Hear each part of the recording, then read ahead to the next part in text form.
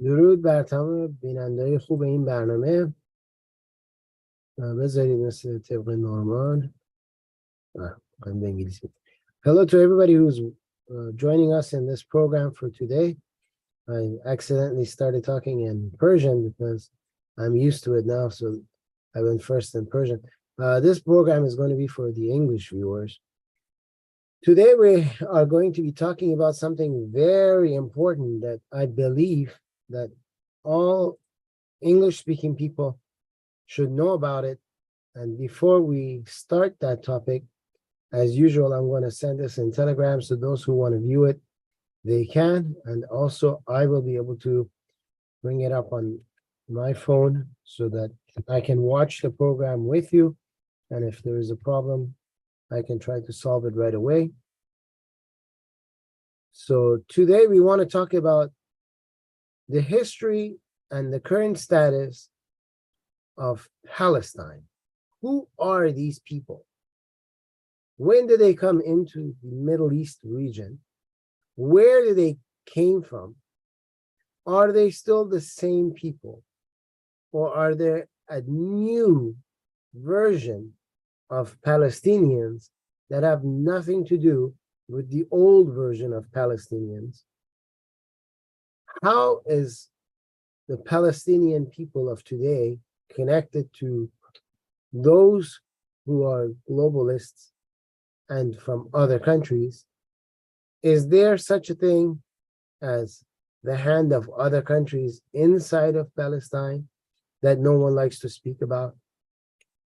And many, many, many other things, such as how are the Jews in connection to the Palestinians of the old and the new? In order for us to do that, as you know, I always have backup for what I say. I don't just say something, make a claim without showing you real good, hard proof of what I'm talking about. So in order to do that, let's see if we can share a program with you so that you will see what I'm talking about. Let me see if I can somehow bring it up. Where would it be? Let me see. Let me go out of this and see if I can open it up for you somehow and pull it up.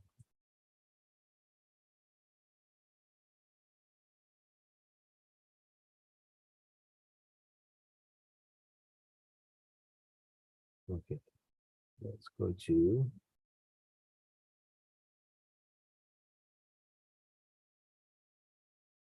here. Then we'll go to share.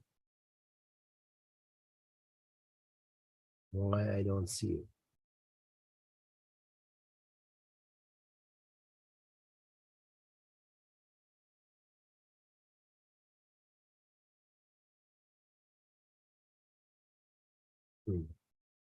Let's try it again.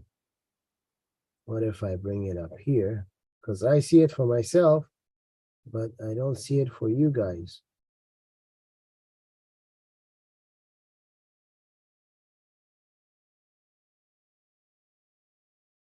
Let me try something else. Let me close it up and see if I can somehow open it up again.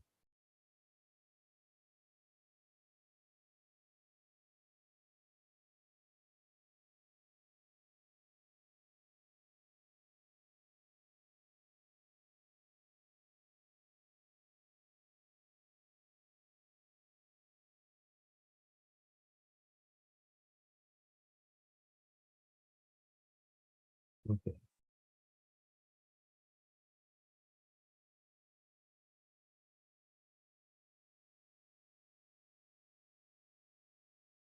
Let's try this again. Hopefully this time it'll work for us and it'll be better. Let's see. Okay, now it's opening properly. Okay, let's see if I can make this page bigger for you. You should have it in a few seconds. So what we did was we went to the encyclopedia, and I've given you, as usual, the link. So right here, you have a link, right? So worldhistory.org and then Palestine. And in here, we find a lot of information. We're not going to read all of it because if we do, we won't be able to finish it in one session. And it will be multiple sessions. And we don't have time because right now, Palestine is big in the news. You see a lot of people marching and doing all kind of good and bad things for Palestine, right? You see them becoming very terroristic mindset, yelling gas the Jews and F the Jews. And in England, you see them running around saying they're looking for Jewish women to rape and wanting to kill Jewish people's pets and all kind of other things. In China, you see them stabbing the Jews, and all kind of craziness you saw, right? And amongst them, you also saw some people that called themselves Hamas, students from North Carolina University.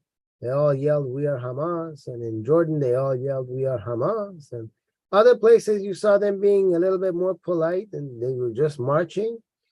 So we want to know, who are these Palestinians? It's important to know, right?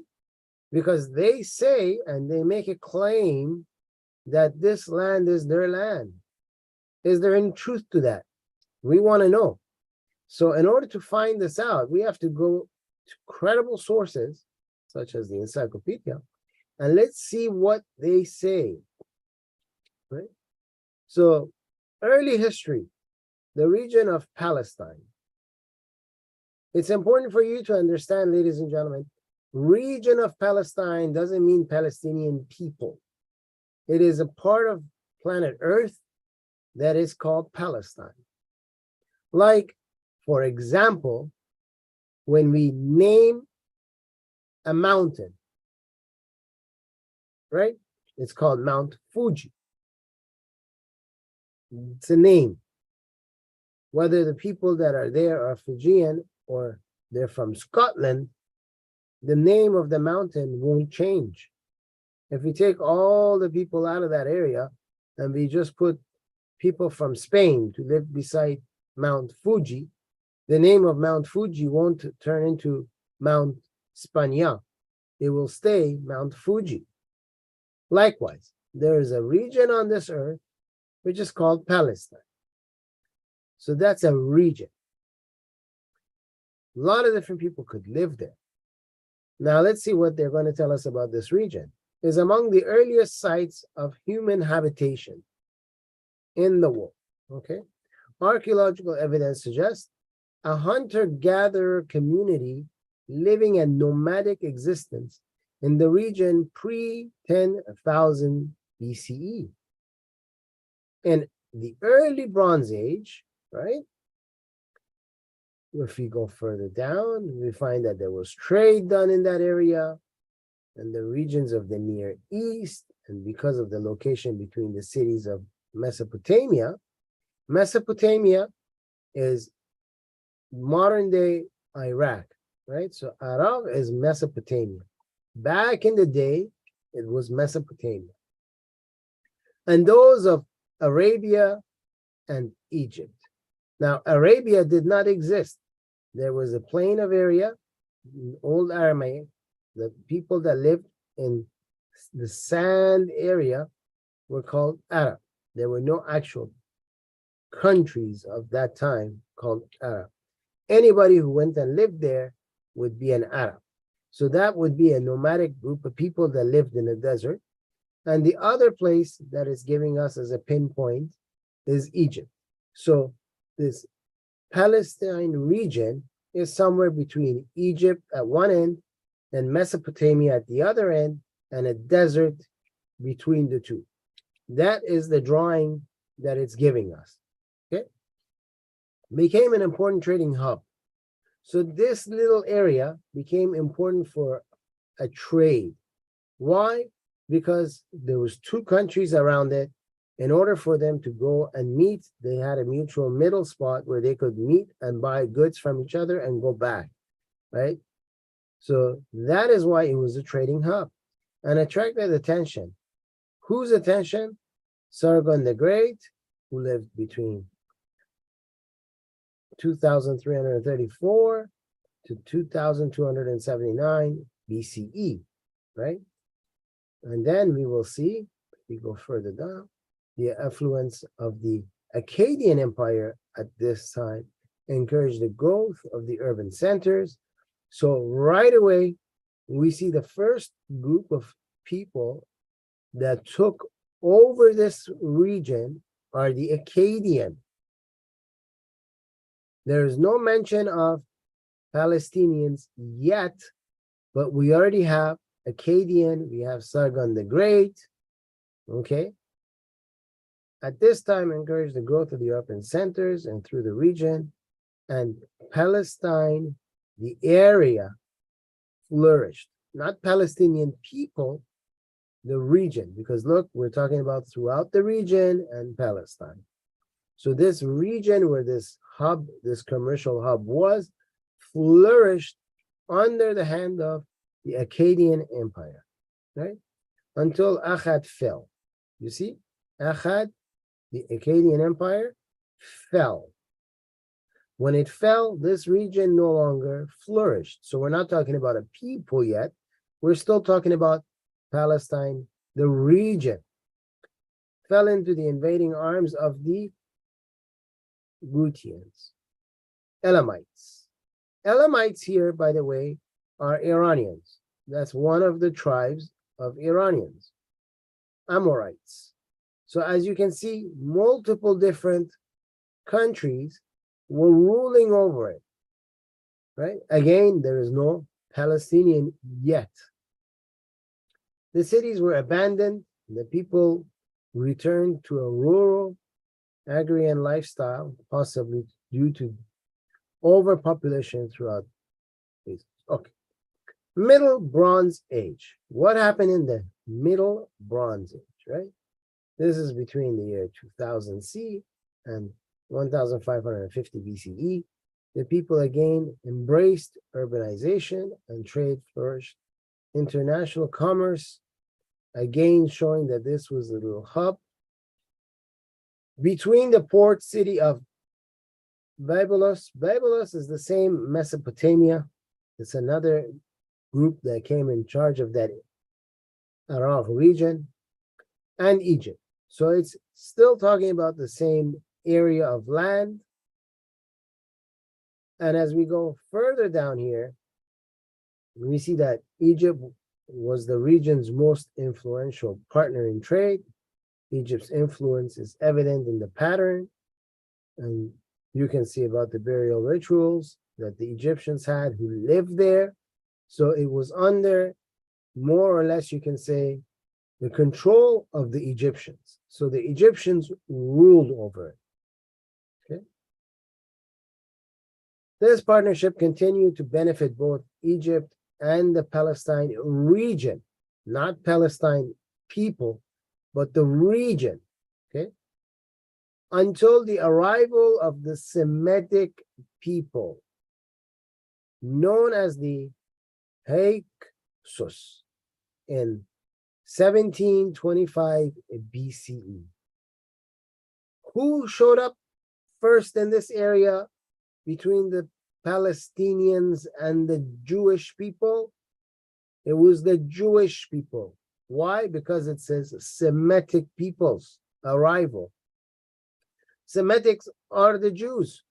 So the Jews arrived to this area, this region known as Palestine, but the people that were living there are not Palestinian. They were from Babylon, they were from Iran, they were from Egypt, they were from all over the place. It was a multicultural area because of the commercial hub that it was. So everybody had a hand in there. There were a different community of people there. And now we have a new group that came in known as the Semitic. The Jews just arrived, right? The Hyksos, known, I'm sorry if I butchered that name. I'm not a Jew. known in ancient Egypt inscriptions only as forging kings. So the area that the Jews came into, they started to have their own kings. Okay. Were able to use Palestine to gain a foothold. So this Palestine again is a region, and they were able to gain a foothold in this region. So they established themselves as an actual community, as an actual member of the area, where when someone asks who lives there, you can say the Egyptians are there, the Babylonians are there, the Elamites that are Iranian are there, the Semitic people are there. You can literally count them as one of the inhabitants of the area. Okay. What else happened? The Delta region of the Lower Egypt towards the end of the Egypt Middle Kingdom, okay, 2040 to 1782 BCE, and established themselves as a political entity at Avaris. So that shows you the amount of area that this Semitic group had under their control, right? So they sat north of Egypt. If you look at today's modern map, Egypt was to the south of them and they were to the north of Egypt, which goes hand in hand with what the Bible also says. Okay, in time, they became powerful enough to initiate trade, muster armies, and take control of the Delta and the large part of Lower Egypt until they were driven out by Ahmose the first of Thebes, right? So they even controlled at one point in time part of Egypt. Ahmose the first campaign pursued the Hyksos north through Palestine into Syria, leaving ruined cities and scattered communities in his wake. So all of their empire became ruined, and they ran from where they were into modern day Syria, which is literally to the north of where Israel is today. So that area is where they continuously lived in. But let's see what else happens. The region of the Akkadian Empire, 2300 BCE, late Bronze Age, following the expulsion of the Hyksos, the city of Palestine were rebuilt by Ahmose the first, right? Absorbed the reign into the newly formed Egyptian empire, also referred to as the New Kingdom. So who took control again? Egypt, right? We still don't have a Palestinian nation yet. We have a Palestine region, but there is no Palestinian nation yet. So let's see what else happens here. Egypt's borders and so created a buffer zone around Egypt's borders. So they literally made an area which it's easy to imagine if you talk about Egypt as a shopping plaza, and then this buffer zone area would be the parking lot in front of that plaza. They did something of that nature. Okay, they had a buffer around where they were. Okay, then what happened? Some of the most famous Egyptian pharaohs ruled during the New Kingdom and patronized Palestine in trade and through building projects. So what did they do? They ruled over that region, and they made a lot of drawings of themselves and that region, showing their kings and so on. Here we talk about the different type of kings that they had, and we go further down. Here it says in 722 BCE, the region was overrun by the Assyrians, and the Palestinians were subdued completely and lost their autonomy. What does that mean? The people that lived in the region of Palestine, remember, there were Egyptians there were Elamites there were Mesopotamians there were the Semitic people there. All of these people that lived in that region, in the year 722 BCE, the Assyrians came in from Europe into that area, and the Assyrians took over. The Assyrians killed a lot of people. They also intermixed with the rest of the people that were there, and then you couldn't tell who was the Egyptian, who was the Mesopotamian, who was the Elamite, who was whoever else that was in that region. If they came in that region, they all were mixed with the Assyrians, and they were all known as Assyrians. So it wasn't a multicultural thing anymore. They all mixed into each other to become one new thing. During the regions of Thutmose III, the people known as the Habiru distributed the peace through raids in communities and so on. Let's go a little further down. They are described as outlaws rather than the invaders, and past attempts by modern day scholars to link the Habiru with the Hebrew have been discredited. So let's see what else. During the regions of Ramses the Great, the sea people. Okay? The sea people means people that came from the sea. What sea? The Mediterranean Sea.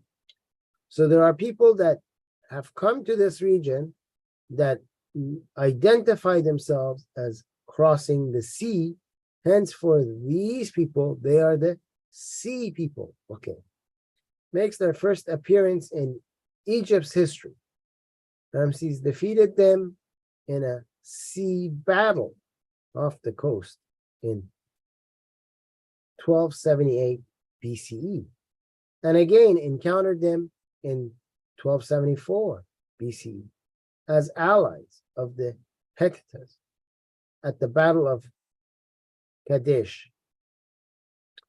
Who they were and where they came from is still debated in present day, but they returned to wage war on Egypt, right? So here we have a group of people that keep coming from the sea, meaning the Mediterranean Sea, which means they're coming from the other side of the sea. The other side of the sea is not Africa, because Egypt is already sitting in Africa. That means they're coming from the north part of the sea, which means they're coming from Europe. Okay? So they're Europeans that are coming down. Okay. People were also wreaking havoc on the Hittite Empire and throughout the Levant. Okay, where is the Levant? The Levant is the area between modern-day Syria and Iraq. This area is the Levant. Okay, so there was a lot of problems going on there. Assyrians were there, Hittites were there. Everybody was fighting in that area. Okay, along with Assyrian inclusions beginning in 1300 BC. Okay, so then what happened? It is about the same time, 1250 to 1200 BCE, that the conquest of Canaan by the Israeli general Joshua is thought to have occurred. So the Jews are still there.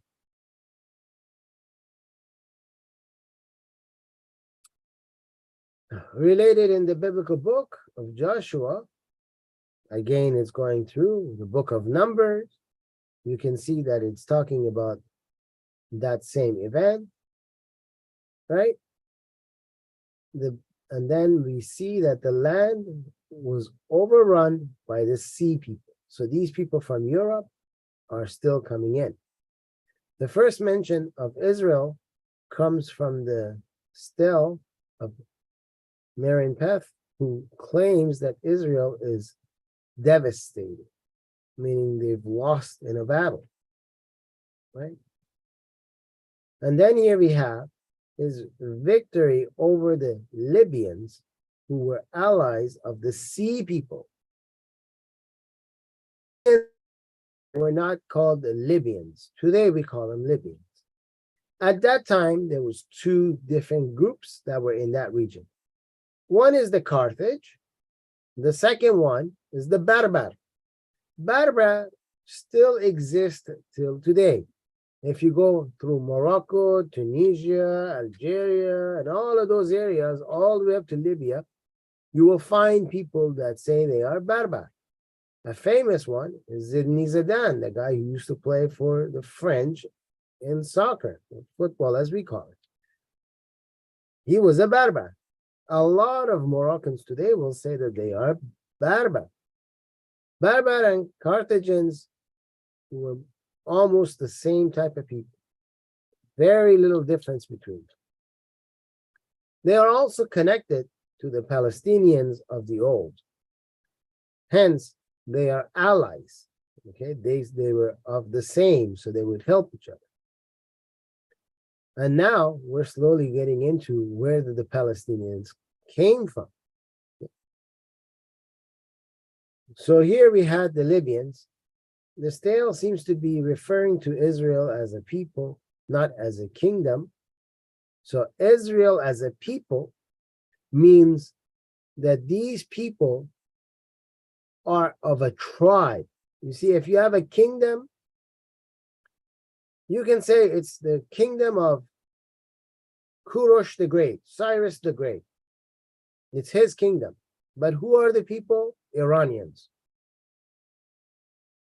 So a name, when you see it here, and that name is not a kingdom name, but a people name, that means this is the name of a ethnicity of people.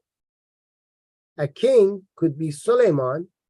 Suleiman could be the king of the people of Israel, but the people of Israel are not of Suleiman. Suleiman is from them.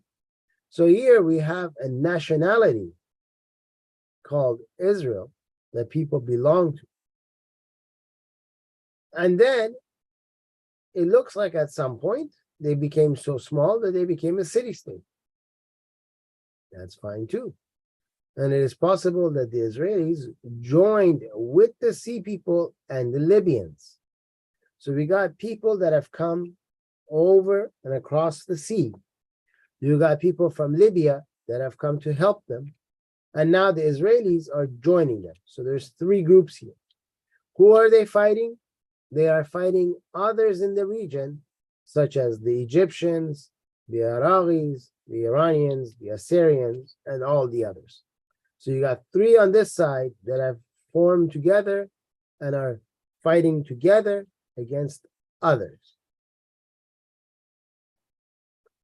Okay, at some point after the alleged invasion by General Joshua, however, the Israelites are firmly established in Palestine, the region, and by 1080 BCE, the kingdom of Israel is founded in the north. Israel would flourish as a kingdom until the death of King Solomon, when it split into two. At the kingdom of Israel, with the capital at Samaria in the north, and the kingdom of Judah, with the capital at Jerusalem in the south, throughout the reigns of the early Israelite kings, and later the Palestinians. So now we have a people, because here they are the Palestinians. It's no longer the region Palestine, but these are the Palestinians. These are the same sea people that had come over and now were living in this area, who joined with the Libyans and joined with the Jews as a group, and they fought their way. So they were together.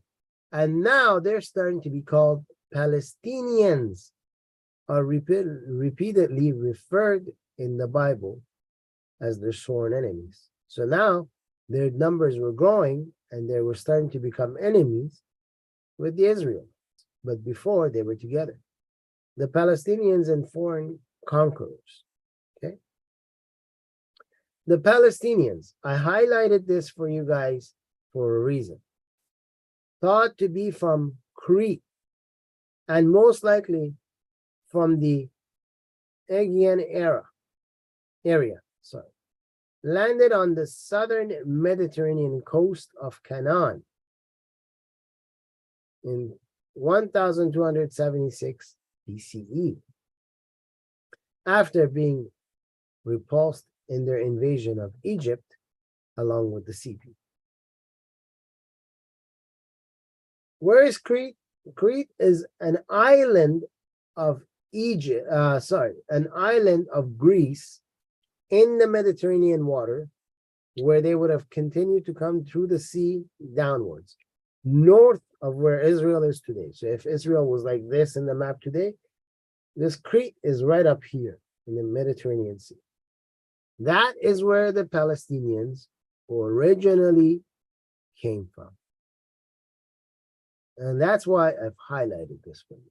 So they are not an actual, you can say, authentic people of the Middle East. Rather, they came to the Middle East from Europe. So they're actually European. Whereas the Israelites, they came from the Mesopotamia, Elamite region to that area and became their own people. So the Jews were there before the Palestinians. Okay. After being false, we already read this. Let's go a little lower. By 1185 BCE, they had established themselves firmly in settlements along the coast known as Palestia, okay, a region area that they called Palestia for themselves. And now these were the Palestia people because they lived on a coastal area. Other older settlements were already thriving in the area upon their arrival, meaning there were people who were living there before them, who were doing very well, and the Palestinians went quickly to work to subdue them, meaning put an end to them. According to biblical narratives, the Palestinians were organized and efficient enough to cause the early Israelite tribes and the cities of a great deal trouble. So that they backstabbed the Israelis and they went to war with them. They posed a significant threat for the Israelite King Saul, and that gives you the dates. Were defeated by his successor, King David, and were still enemies of Israel under King Solomon. But in spite of the Israelites' victories over them, they continued to thrive along the coast and harass the neighbors. So from back then, they were harassing the Jews and they were living. So they came to where the Jews were. They came from Greece and called themselves Palestinians, lived beside the Jew, caused the Jew problems, and enjoyed their life. What else do we know? In 722 BCE, the region was overthrown by the Assyrians, and the kingdom of Israel was destroyed. At this time, the Palestinians were subdued completely and lost their autonomy, which we talked about. The Neo-Assyrian Empire claimed Palestine and their kings. I'm not going to try to read that name.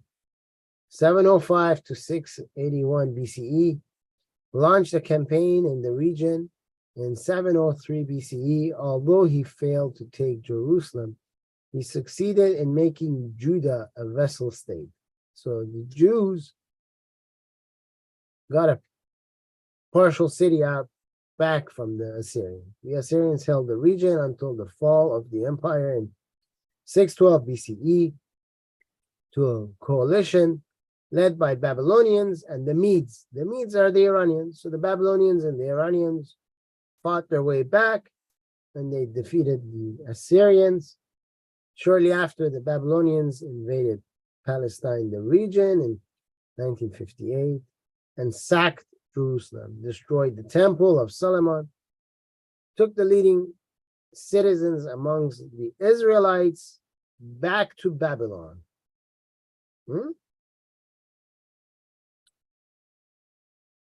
So now Babylon is in charge, and Babylon eventually fell to Cyrus the Great.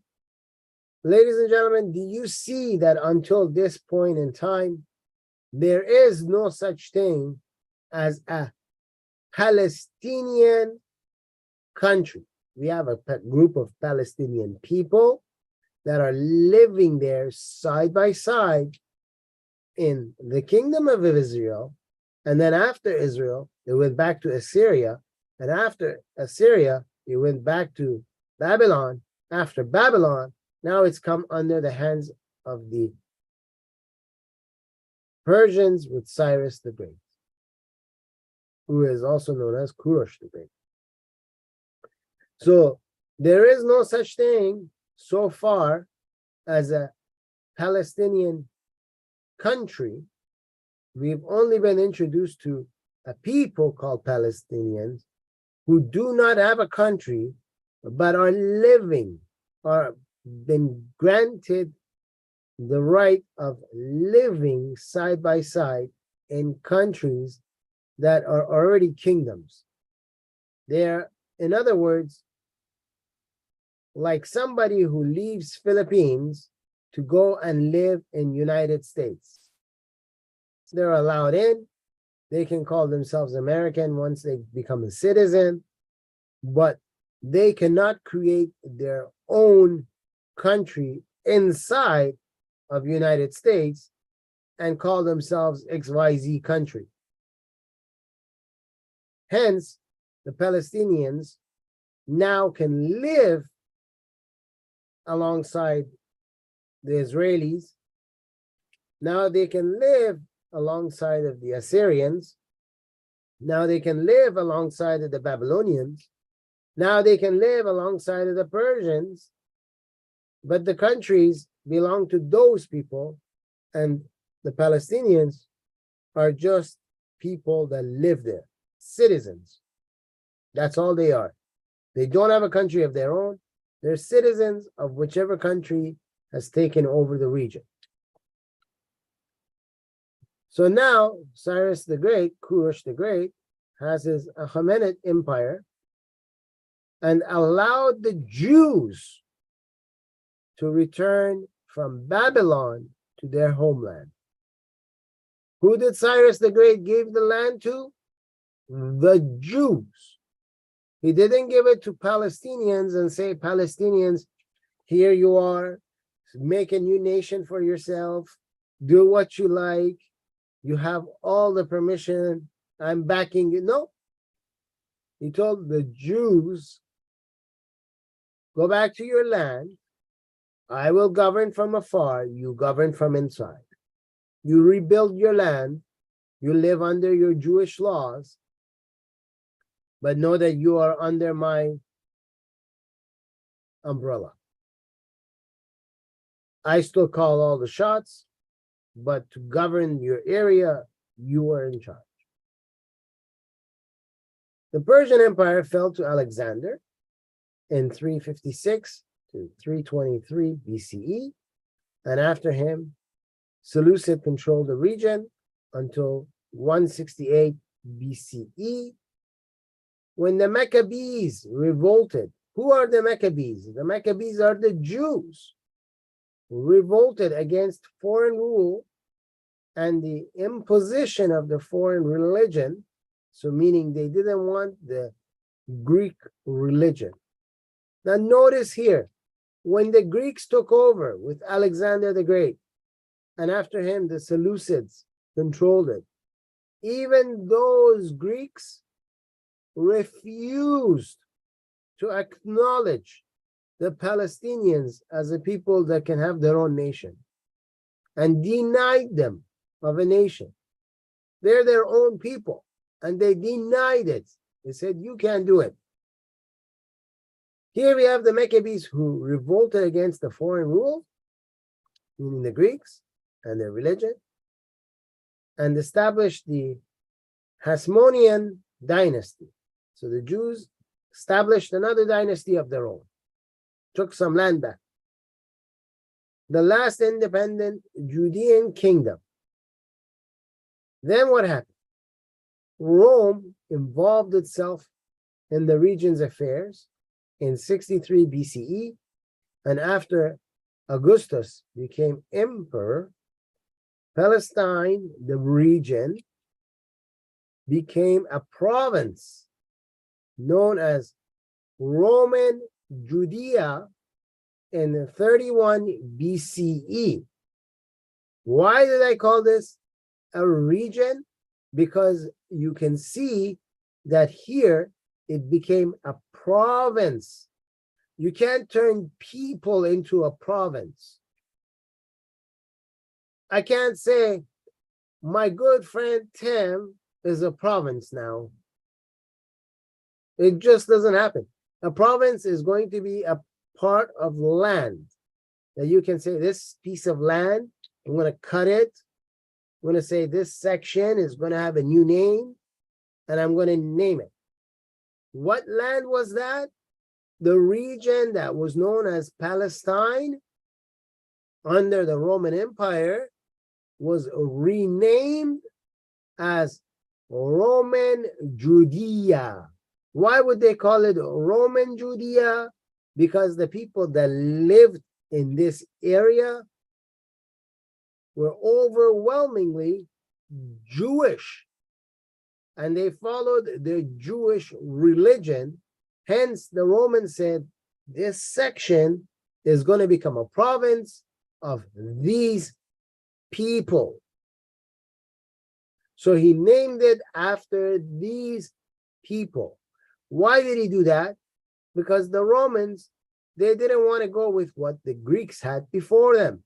They wanted their own identity so that they could be represented in history and not be confused with the people from before. So they try to change whatever they can.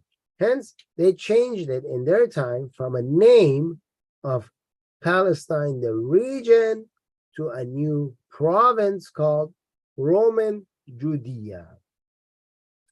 The Jewish-Roman wars. As you can see, there is no such thing in here as the Palestinian-Roman wars. It is the Jewish-Roman wars, meaning the people that lived here, they were all Jews. Okay? The Romans installed a king of their choice, Herod the Great, to rule the region and imposed the same tax levies on Judea as they did their other provinces in the empire. The people resented Roman rule, occupation. However, Judea proved an especially problematic region for the Rome. Right? We can continuously go down this thing. And eventually, this is all Rome versus the Jews, as you can see. Eventually, the emperor Hadrian was so enraged by the Jewish resistance that he renamed the province Syria Palestina. Now, why did he do that? Because he was enraged. He said, this area, we named it after you, tried to get you guys to be one with the Roman Empire, but the Jews were stood fast on wanting to be Jews and didn't want to be part of them. And hence, instead of naming a place after the Jews, he decided to go with Syria and Palestina as two regional names to connect this area together. So where Lebanon Syria, and a portion of Iraq is today, with Jordan, with modern day Israel, the places where modern day Palestinians live. All of this he called as Syria Palestina. So again, it's a name of a region, it's not a people. After the two traditional enemies of the Jews, the Syrian and the Palestinians, and banished all Jews from the regions. So what did he do? Once he named it that, he kicked out the Syrians from that area, he kicked out the Palestinians and the Jews. Building his city, Elia, I don't know, I don't want to mess with the name, but Capitolina, on the ruins of Jerusalem. So he rebuilt a new city. The Bar Kokhba revolt was the last of the Jewish-Roman wars, and afterwards Rome held the region without further serious incidents. Again, we don't see anything from the Palestinians. The only people that are fighting to death for this area that we keep seeing come up is the Jews. This is from the encyclopedia, by the way. Again, we talk about different emperors and whatnot. And as you can see, they keep naming that area Syria Palestina, which means this is not about a nation, but a region. They even talk about it being a region, state, right?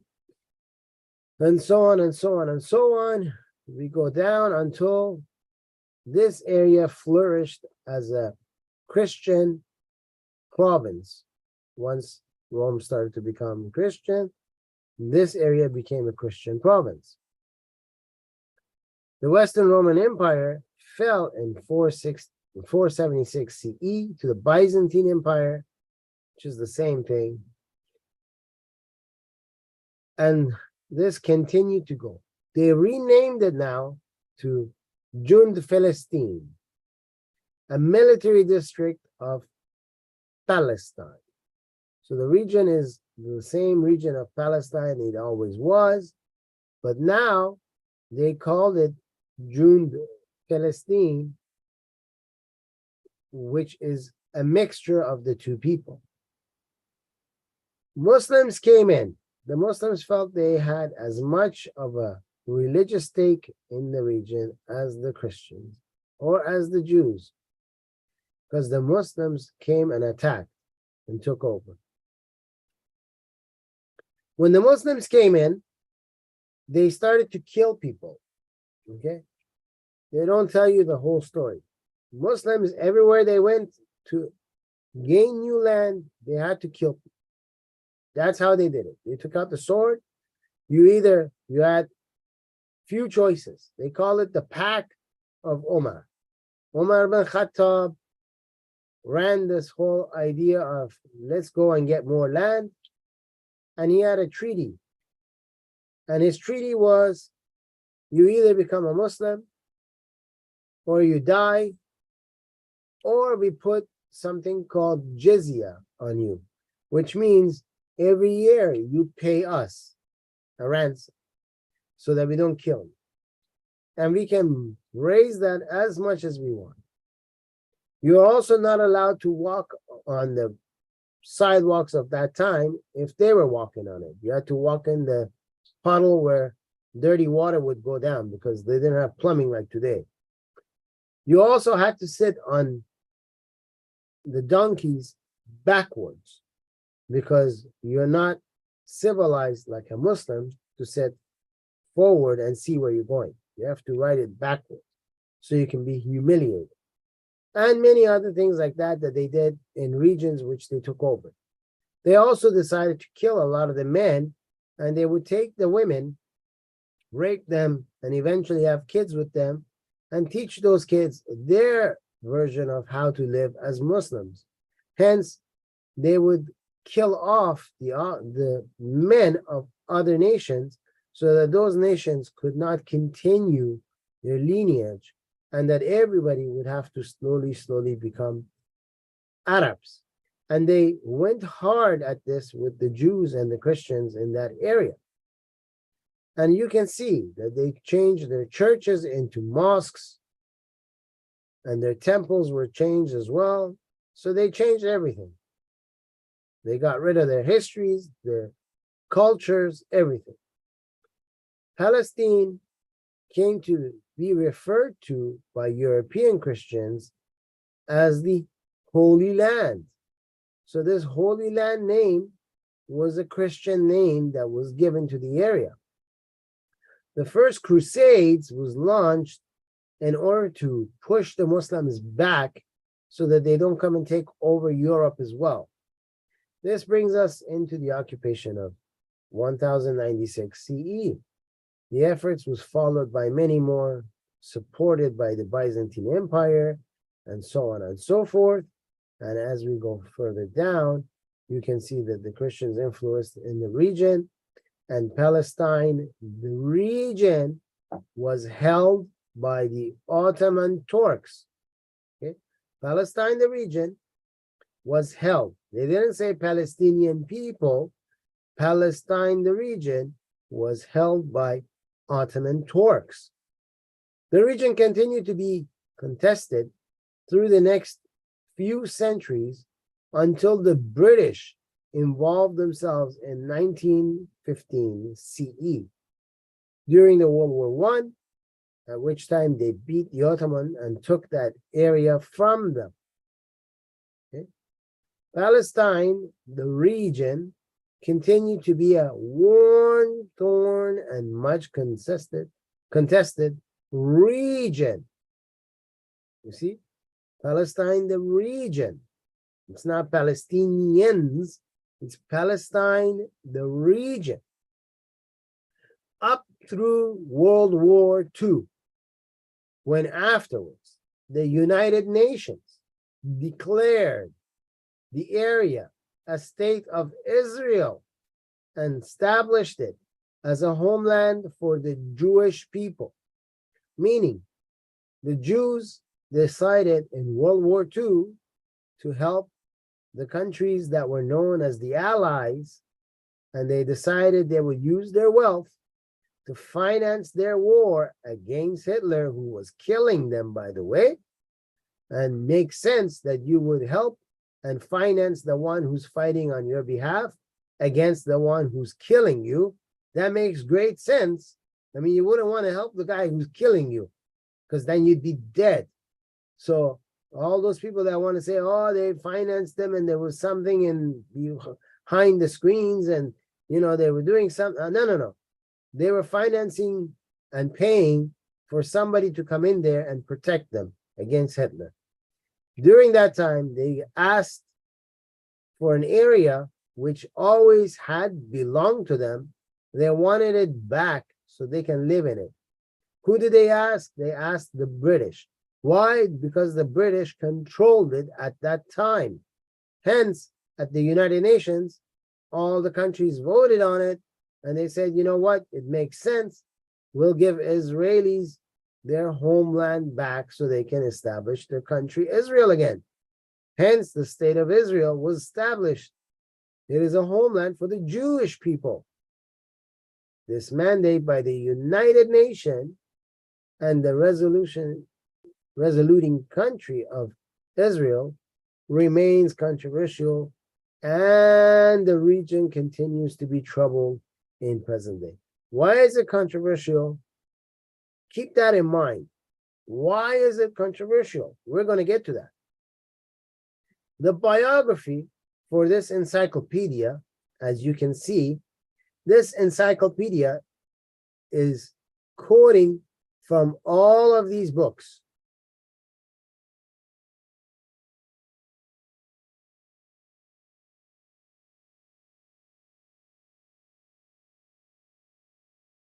Now I'm going to show you a picture of the area. If you look over here, you see where it says sea, right? There is the Red Sea in here, right? In front of it, you see here, it says Phoenicia. This Phoenicia was the area where the Palestinians who came from Crete were living in. Remember, they said they lived on the shorelines? That was the area they lived in. A little lower, all of this in red. You see all of this in red? Which was Samaria. That's all Jewish land. Below that, you see where it says Judea. That is all Jewish land. Below that is Jewish land. On every side is Jewish land. Above that, Galilee is Jewish land. All of this red, you see all of this red? This is all Jewish land. Okay, all of that red is Jewish land. Phoenicia had a small area that they lived side by side with the Jews, but the governance was under the Jews. Even for Phoenicia, the government was under the Jews. They just lived in that territory. It is similar to, in Canada, we have a province called Quebec that speaks French. 99% of the people in Canada who speak French live in the province of Quebec. Around it, all the other provinces and territories speak English. It's still Canada, but the French people of Canada live in Quebec. Hence, the Palestinians of the Israeli state lived in this Phoenicia area, and the rest lived here. The whole thing is Israel. Palestinians lived in a territory part of it governed by the Israelis. Nothing changed. Okay? They didn't have their own country. They never did. The Palestinians never, ever had an actual country from 10,000 years ago till today. We just covered it.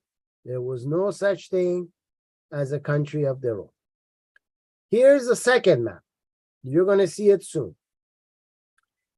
In the green, if you look at it, the green area, you will see a lot of islands that belong to Greece. The biggest one, the closest one to Israel today, you will see is Crete. See, there are two big islands, Cyprus, and then after that, Crete. This Crete is where the Palestinians came from. And they came, like we said, the sea people, they came across the sea, and they came to where? Modern day Israel land. And they lived where? In front of the sea, by the beach, which was Phoenicia. So now you know where the Palestinians of the old came from. Those people all died when the Muslims took over this area and killed everybody when they went to war against the Christians and the Jews. By the way, a lot of those Palestinians were also following the Jewish religion and Christian religion and had become mixed with the people of that area. They gave away their gods of the past, which we will cover. And the Muslims invaded this area, killed off the people in this area, breeded with the women of this area, because in Islam, there's no such thing as marriage. It's a nikah contract. Nikah just means F-U-C-K-I-N-G, contract. Hence, they breeded with them. They didn't marry them. They breeded with them, had their own offsprings, made them all Arabs, destroyed their official language, their traditions, their cultures, their everything. Meaning the old Palestinians no longer exist. Even the old Jew no longer exists, because you have Arab Jews now, you have African Jews now, and you have European Jews now. They had to run to Europe to escape. They had to run to Africa to escape. And the ones that stayed over, they were mixed with the Arabs. The Arabs were brutal in all the areas they conquered. So that is that. Now we go to another source. We want to look at a god named Baal, which these guys from Crete brought with them to the region.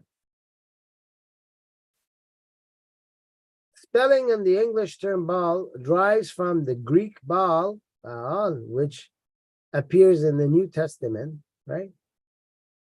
And we want to see where they came from. Phoenician, okay? Phoenician is that same Phoenicia where these Palestinians lived in. A Phoenician deity and false god generally were extended during the Protestant Reformation and so on and so forth. Catholic Church, blah, blah, blah. That is not important for us. But what is important for us is that Baal was a god they brought with them. It was known as Lord, it was known as Master, it was their husband. They saw it as their own husband. And so on, and so on, and so on. Baal was a god that brought water because the area was dry, and they would pray to it for water, for rain, and so on and so forth.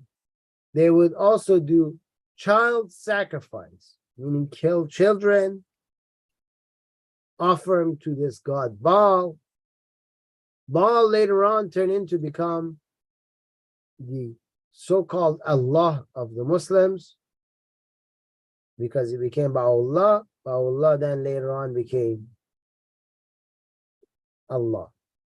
It's also another name for Satan. The Babylonians took it. Bel is a derivative of that name. Marduk is a derivative. Babylonians used it.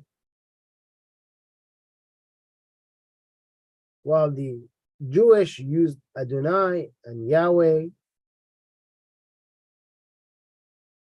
And eventually they dropped that God and they went towards Adonai and Yahweh, and they became eventually Christians, as you know.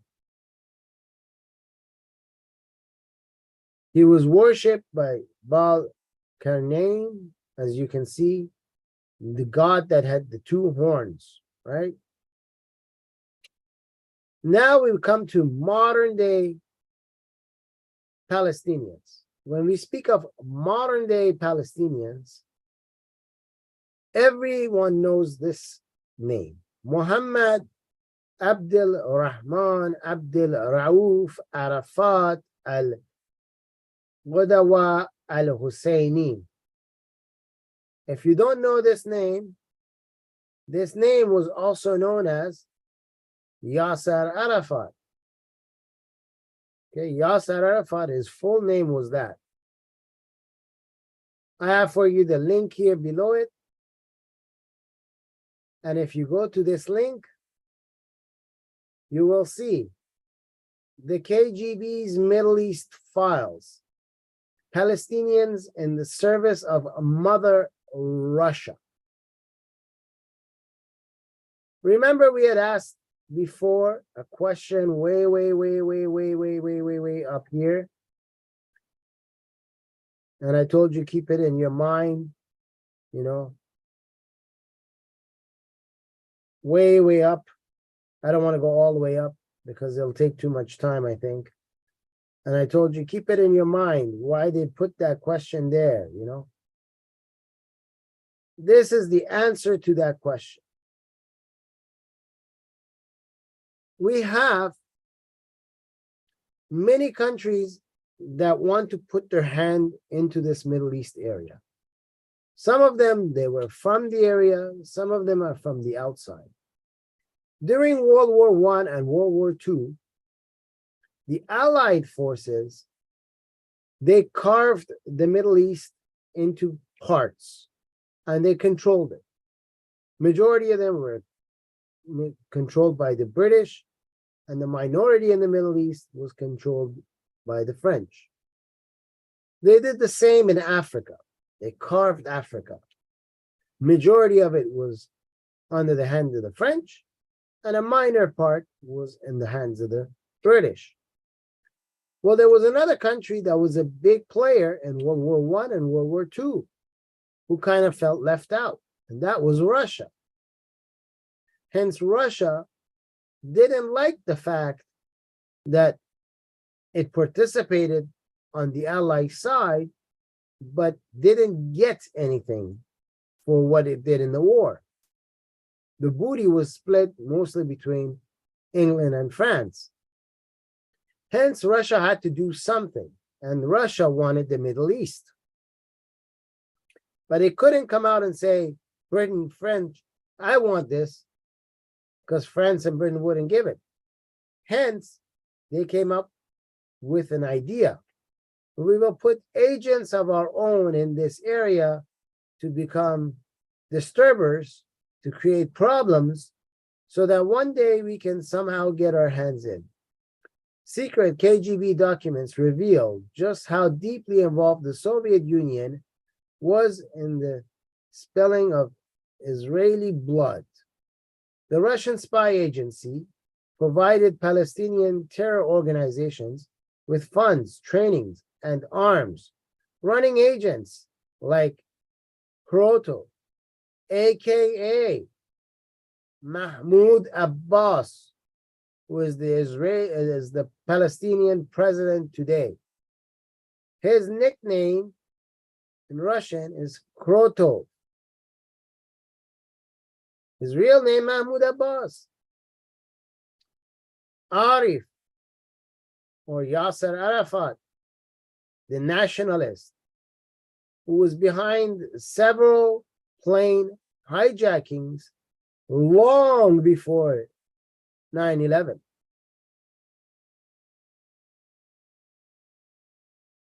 Okay.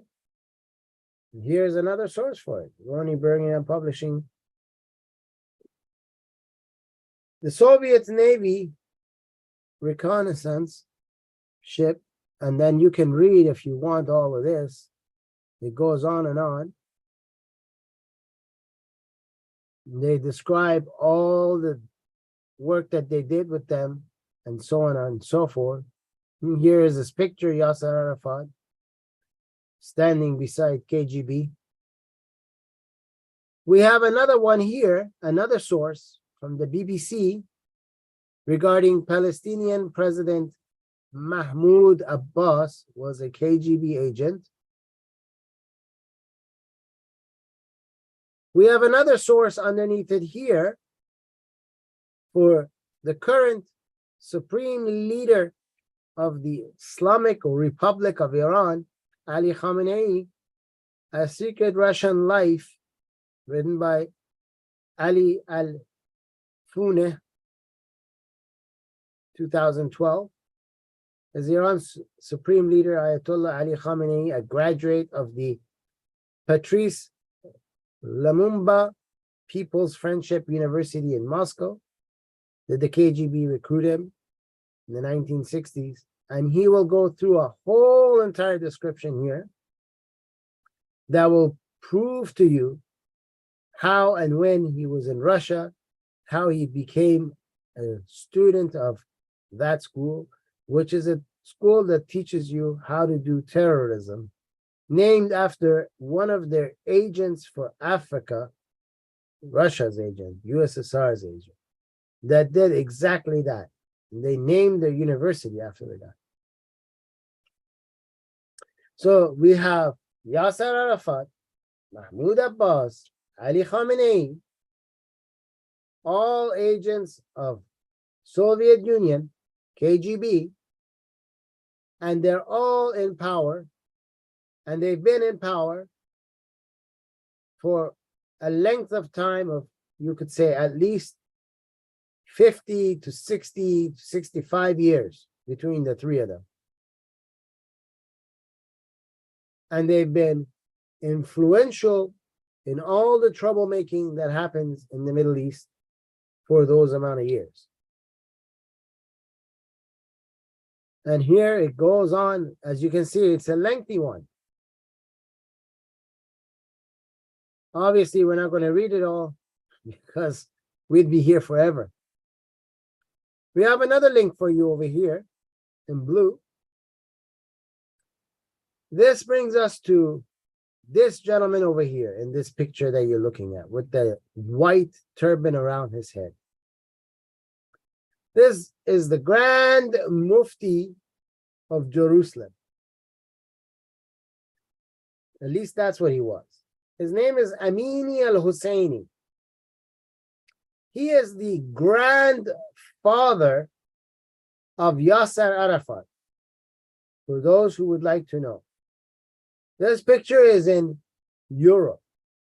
This is a concentration camp where Jews were killed. Genocide took place. These are all Germans,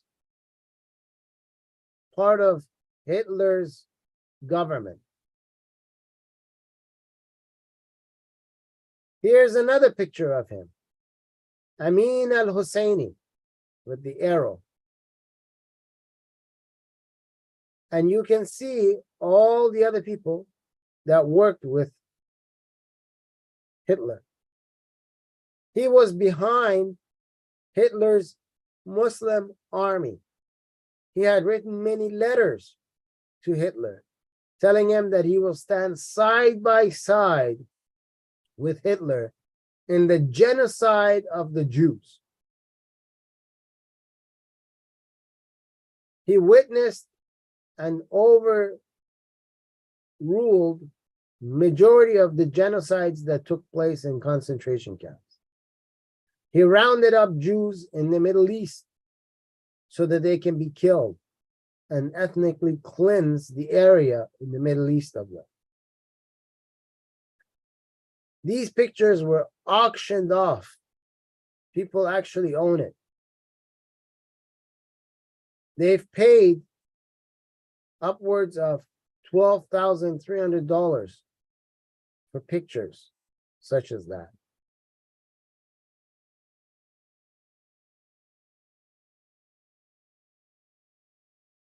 These are the modern Palestinians who are in that region. None of them are actual Palestinians. Rather, they are Arabs. Arabs that left Jordan to go into Saudi Arabia, modern day, again left Saudi Arabia to go work for the British and the Germans in World War II. They took different sides. And after the war was done, they were hush-hush put back, but different groups came in and made them agents of their own in order to so-called keep the status quo. When Israel was created, the Russians decided to go with this guy's family because they knew this guy is a monster, his kids are a monster, and they can use a monster. Hence, they went with Yasser Arafat. And as soon as Yasser Arafat died, their next agent in line, Mahmoud Abbas, was pushed to the forefront so that he can continue the work with Ali Khamenei, just like Yasser Arafat had done the same. The ideology is we will use a radical religion called Islam to push our ideology of owning the Middle East. To do that, they can't come out and say, we want the Middle East, but they can say, we can turn it into a religious war with a religion that is outset on wanting to exterminate Jewish people. That is Islam. Islam talks about it in the Quran, that you have to kill the non-believers. A lot of Muslims will lie to you, and they will quote for you many verses from the beginning of the Quran where they will say that the Jews and the Muslims are all people that belong to heaven, and so on and so forth. But they won't tell you that all of those verses are abrogated by later verses of the same Quran, which all talk about you cannot become friends with them. If you do, you are one of them and you're out of Islam. You have to kill the non-believers, and so on and so on and so on, with further hadith, which are the traditions of the Prophet and the sayings of the Prophet, where they even invoke that trees will speak and tell you where the Jews are hiding so you can kill them. So they used a deplorable, very satanic religion that proclaims that the God is a big deceiver, and who that God deceives, no one can bring back to the right path, which means it's stronger than Satan, apparently, named Allah, which is two different words, Al being God, Lah being the name, hence their name is Lah. So they follow a Lah God, which is the moon god of war, and is dead on set for exterminating Jews. Hence, they've put his family in charge of modern Palestinians who are nothing but Arabs. And they are a type of Arab that no other Arab country wants to associate themselves with. For example, today you hear on the news that there is a siege around Gaza. But that's false, because from the south, the Palestinian so-called territory is connected to Egypt. There's no way Israel can put its soldiers on Egypt's land to create this siege. On its eastern side, they are connected to Jordan. They do have a pathway there. There's no way that Israel can put its soldiers on Jordan's land either. So why don't they take them? They don't want them. The same reason why in Jordan they were killed, in Egypt they were killed, in Lebanon they were killed, in Syria they were killed. All of those Muslim countries killed Palestinians. Palestinians were killed in all of those countries. Go look at it from the 80s and the 60s and the 70s until now, and you will see that they were allowed to come in, and then later on they were all killed.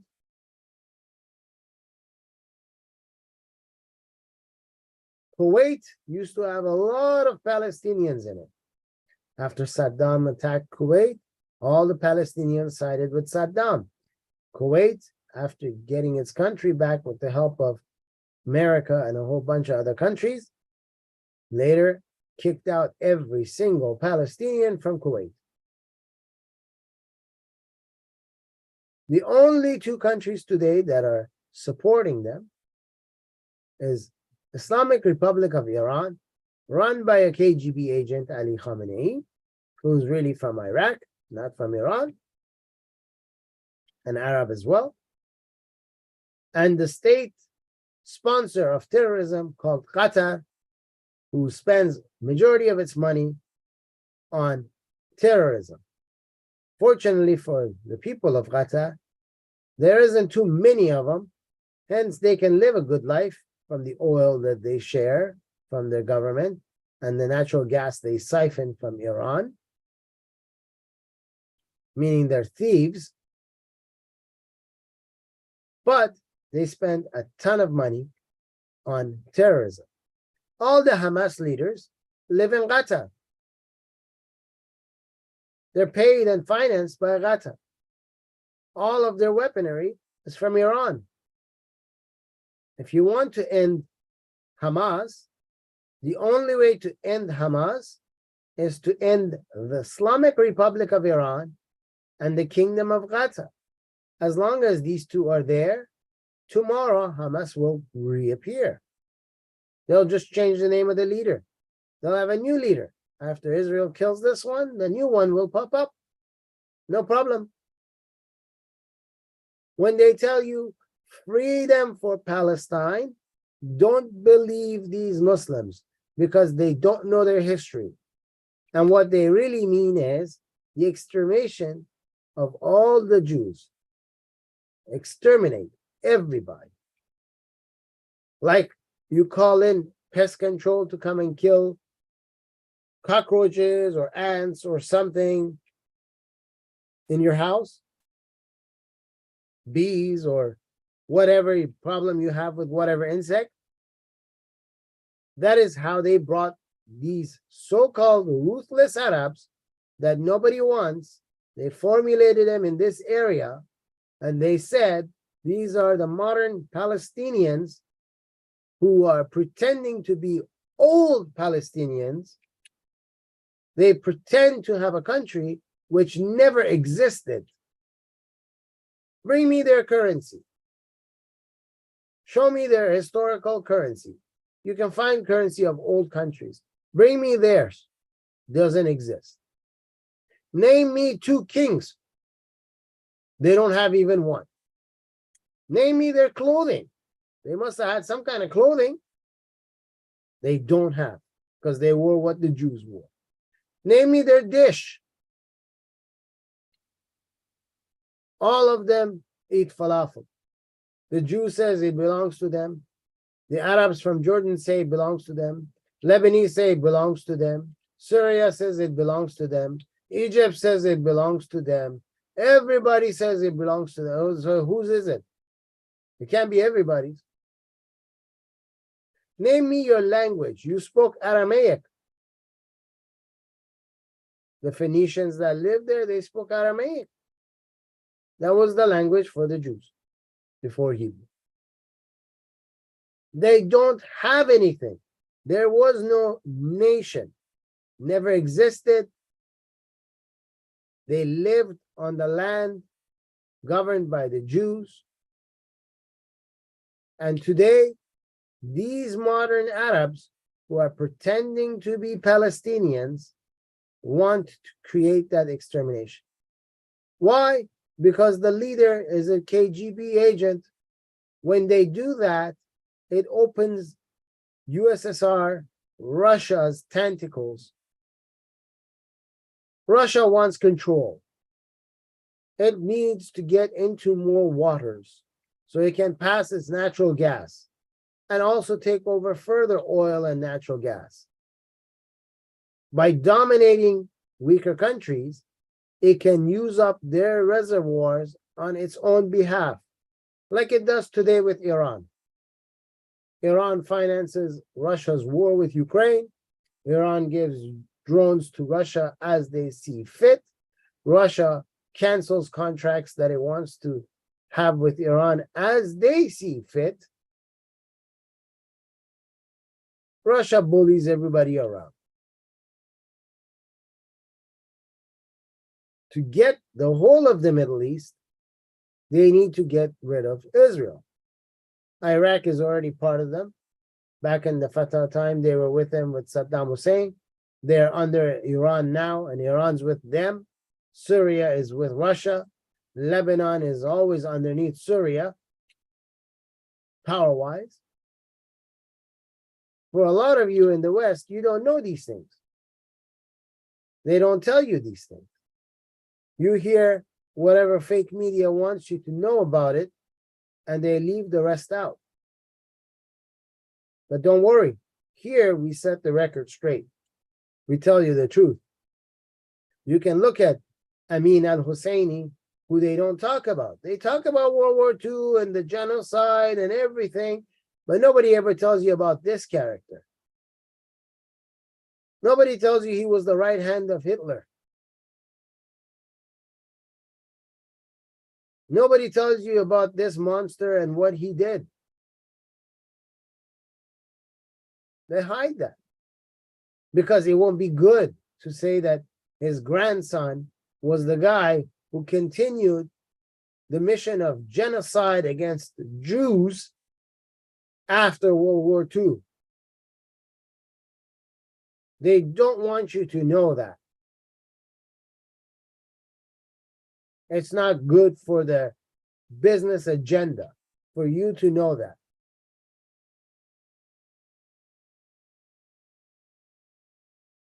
But here, we will tell you the truth.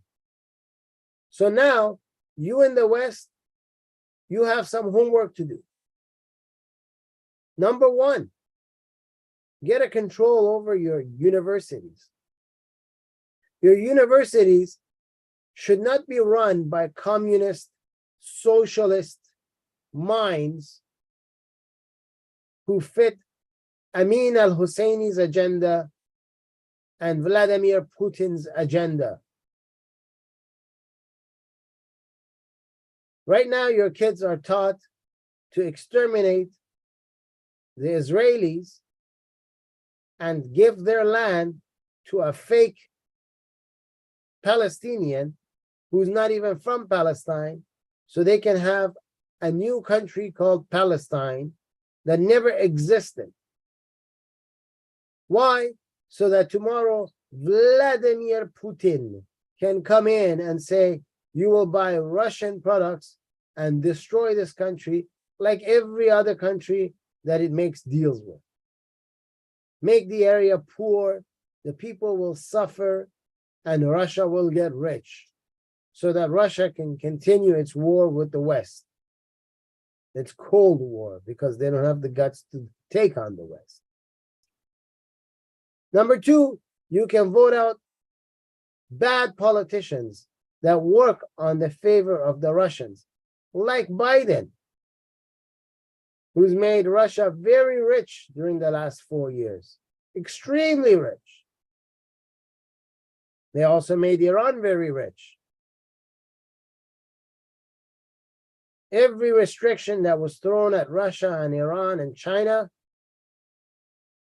he nullified it, giving them the green light to do as they want. And look at the status of what the world looks like now.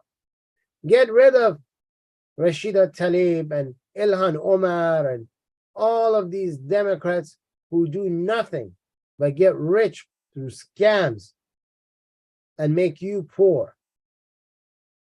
And in other countries, do the same. Get rid of the Justin Trudeaus and the other idiots. Bring in people that really want to work for you and keep them accountable. Don't vote in people like Vivek Ramaswamy, who made millions and millions off of drugs in stocks with medicine that doesn't work, that he kept rebranding to sell so that he can make money off of the stocks. And at the end, it came to nothing. Who goes back on everything he says. And when you ask him and you hold him accountable to it, he'll say, I didn't say that. I didn't know that guy. George Soros? Well, I was poor, and you find out the guy was a millionaire when he was getting money from his funding from that guy. Be careful about the groups you listen to. BLM says they support the Palestinians. BLM doesn't even have a grip on the idea of what goes on with Black folks.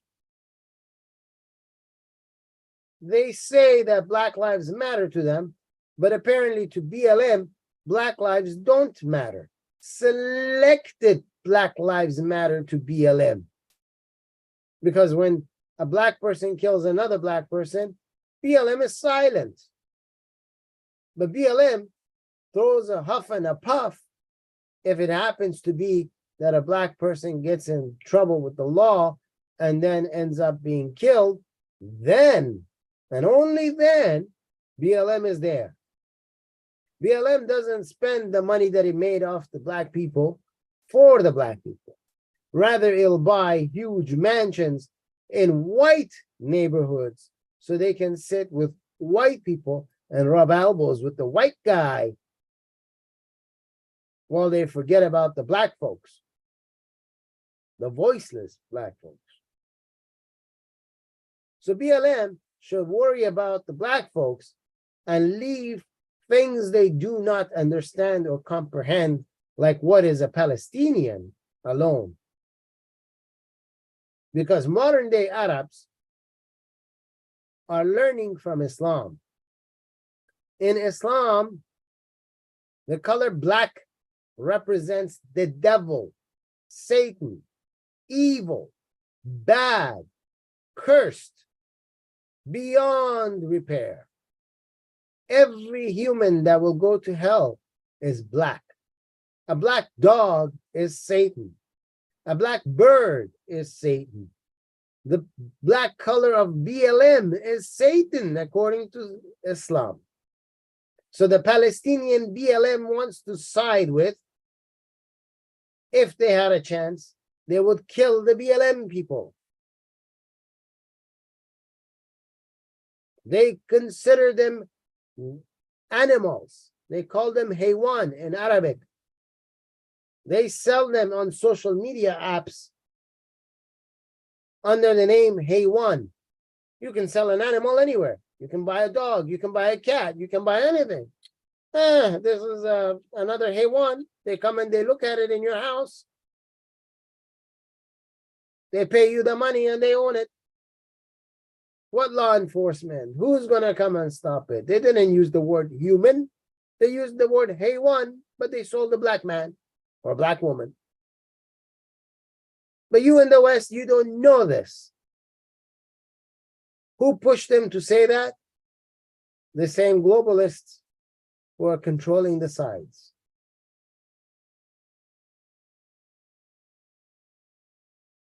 But you don't know because you're not in the know.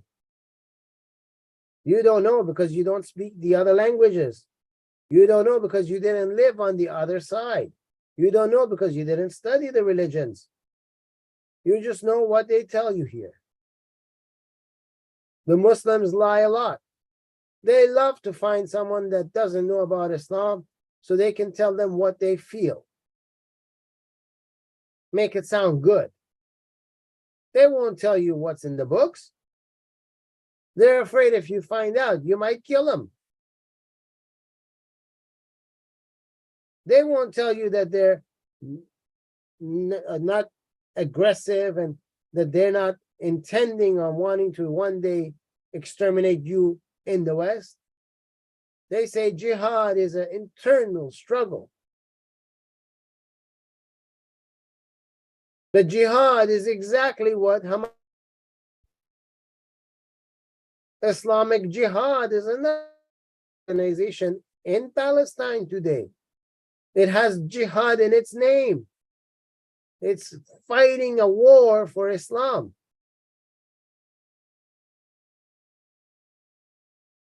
Jihad is to go to war.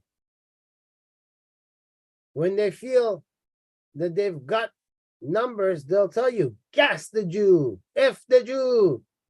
They'll drive around in your streets yelling that they want to rape your women. They'll threaten your dogs in front of the police and say that the next time you come out with your dogs to walk in the street, they're going to kill your dog. You don't believe it? Go to my Telegram. If I put it up here, YouTube will ban us. Go to my Telegram. You'll see it all there. They'll stand in University of California, North Carolina, and they will all yell, "We are Hamas." But when they see you, they say, "We're nice. We're like a pussycat. We'll purr for you. You know, we're good people. We just want to pray and fast."